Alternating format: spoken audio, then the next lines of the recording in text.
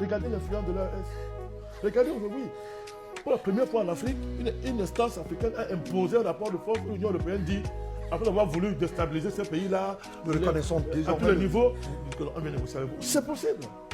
Mais qu'est-ce qui vous empêche de créer les AES partout? Y compris non seulement sur le plan politique, mais même au niveau de nos matières premières. Dans tous les domaines, Fabrice, au niveau militaire. Est-ce qu'il y a plus de gens actuellement que d'avoir une pensée de la défense africaine qu'à l'heure actuelle?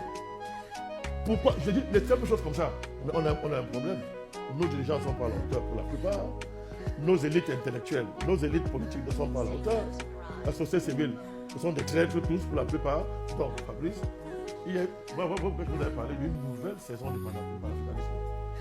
La saison précédente, on va garder les acquis et continuer à faire ce qu'il y avait à faire, mais il faut plus maintenant faire de l'imagination géopolitique. Il faut retourner contre l'Occident les mêmes armes que ça qu'elles ont retourné contre nous. Au niveau des normes, mon cher Fabrice, au niveau de l'audace géopolitique.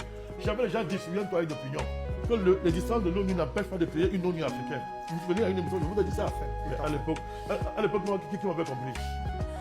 Donc, il faut rapidement remplacer l'Union africaine. Il faut prendre le temps de la bêtise là.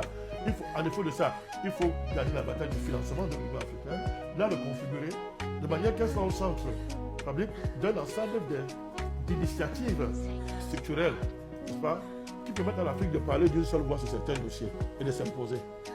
Or, cette ONU-là, quand vous la regardez, c'est une annexe du mondialisme onusien. C'est n'importe quoi, sans parler de ça. Le fait que c'est... C'est le droit de l'Union européenne. Voilà. Donc, voilà les enjeux qu'il y a sur la table.